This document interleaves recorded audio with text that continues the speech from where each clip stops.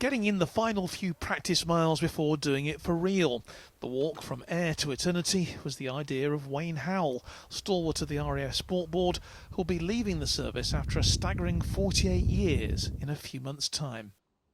Wayne, along with his walking companion of 25 years, Walt Disney, wanted to make a contribution in Black History Month to a cause he feels very strongly about, and as a tribute to one of the first black professional footballers and the first black commissioned army officer, Walter Tull.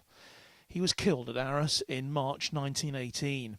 His life was celebrated 2 years ago in the pages of the Sea Project, his face drawn into the sand on Air Beach, along with many others from around the country. About 3 years ago, two of my colleagues pointed out that at the National Memorial Arboretum, there's over 380 monuments there, symbolic monuments, but there is not one to commemorate the black community, Afro-Caribbean community.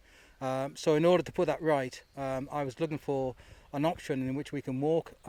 We do the 9 mega marches each year, and this year the 9 mega march has been cancelled, and so we figured, having done all the training, we were looking for a challenging walk that we could do, and at the same time that we could raise money for charity. Myself as a black officer commissioned, I felt that it would be a good thing to replicate what Walter Tull did. He was trained in the air region as an officer, and that's the reason why they back in 2018 he was one of the faces in the sand at Air Beach, and so that's where we started the walk. So I will be collecting a small vial of sand, and the whole aim is to take the sand from air over 12 days, 25 miles a day, down to the NMA. Because of the COVID restrictions north of the border, the pair will spend the first 4 days of their trek on a set 26-mile walk each day, walking round the towns of Annan through to Reeth. Once they've reached the border, they'll then begin their journey south, following a route they hope, COVID restrictions permitting, will take them across to North Yorkshire and down to Staffordshire before they end up at the NMA, all being well, on Friday the 23rd of October. There, the sand they've collected at Air Beach will be scattered on the plot that the National Caribbean Monument charity wish to erect their tribute to the Afro-Caribbean and Asian service personnel who gave their lives for this country. Walt, who himself has 40 years behind him in the RAF and is currently based at Honington, says despite the training, it'll be a tough task. It's going to be a very hard challenge. It's not easy. A lot of people think that you can just get up in the morning and then go for a walk. They most probably walk the dog. Is a lot of people. That's a lot of exercise. But this is 26 miles and it's constant.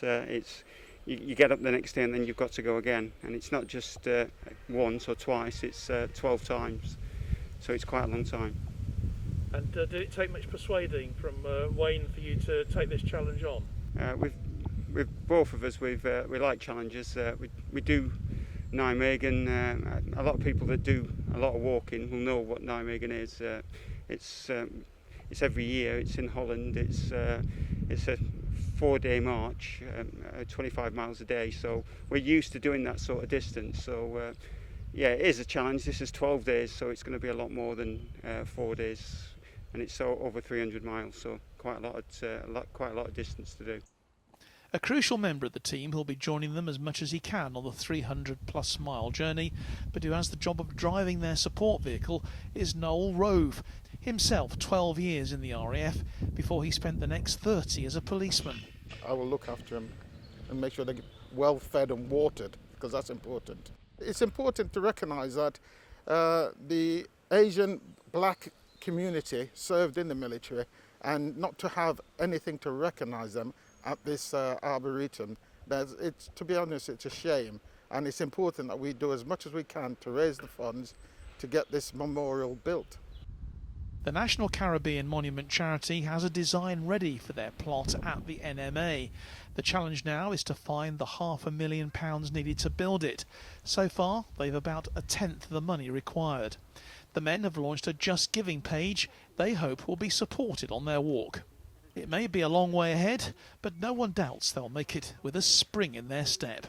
John Knighton, Forces News.